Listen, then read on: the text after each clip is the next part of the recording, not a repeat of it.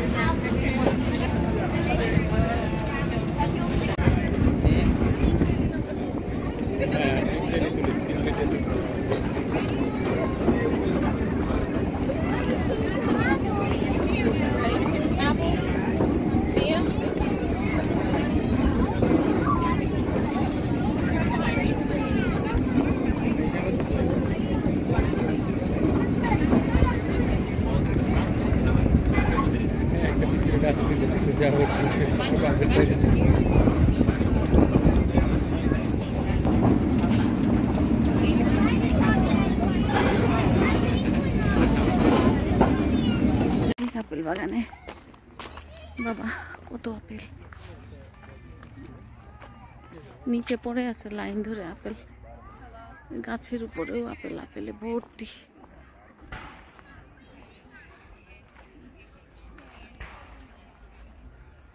কত আপেল গড়াগড়ি যায় মাগো আমাদের দেশে। এই দৃশ্য দেখলে তখন আমার বাংলাদেশের কথা মনে হয় যে আমাদের দেশের মানুষ তো গরিব মানুষ, আপেল খেতেই পারে না। অথচ দেখো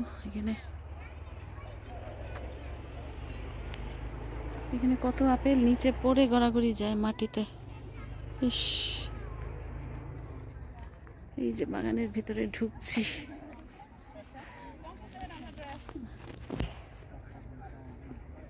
কত আপেল নিচে পড়ে আছে। হ্যাঁ, প্রত্যেকটা গাছ, এই যে গাছের উপর আপেল ধরে আছে, প্রচুর আপেল ধরে আছে। এই যে প্রচুর আপেল পড়ে আছে নিচে।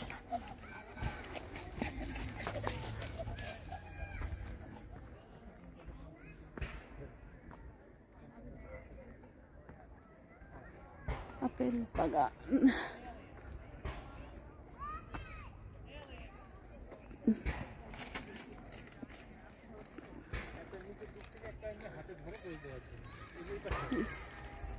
আপেল বাগান পুরো।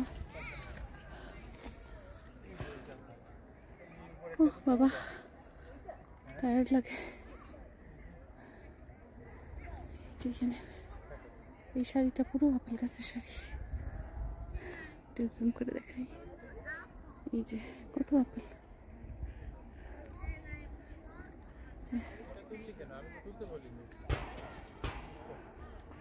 এই যে এই বাগানটা থেকে আমরা এখন বের হয়ে যাচ্ছি। যে কত আপেল নিচে এইভাবে পড়ে আছে। আমাদের দেশে একটা আপেলেরও কত দাম। সব গাছের তলায় পড়ে নষ্ট হচ্ছে।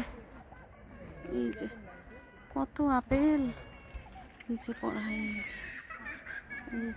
এই দৃশ্যটাই আমার সবচেয়ে হৃদয় বিদারক মনে হয়। গাছে গাছেও প্রচুর আপেল ধরে আছে।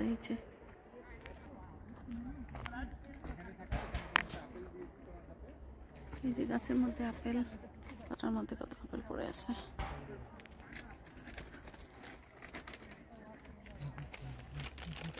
ওইটা খুব আসে, বুঝছো? এই যে গিট্টুটা তাহলে একদম ওটা। হ্যাঁ, আরেকটা। এই বাগানটা থেকে আমরা এখন বেরিয়ে যাচ্ছি। আমরা যাব আরেকটা বাগানে, এদেরই ফার্ম, অন্য আরেকটা বাগান। হায় রে, এই দৃশ্য কি সহ্য করা যায়? অন্তত আমার দেশের মানুষের পক্ষে সহ্য করা কঠিন। আমাদের দেশের কোনো গরিব মানুষ আপেল খাওয়ার কথা ভাবতেই পারে না। আর এখানে কত আপেল পড়ে আছে, কত আপেল পড়ে আছে,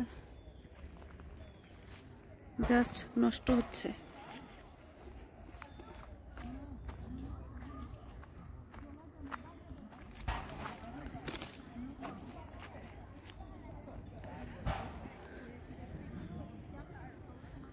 বাগান থেকে একটু বের হয়ে আসছি, ওই যে ওইদিকে আরো গাছ হয়েছে, আপেলের ক্ষেত।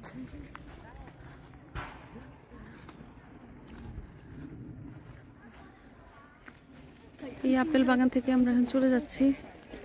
এই যে কত আপেল ধরে আছে, আমরা এখন যাব অন্য একটা বাগানে।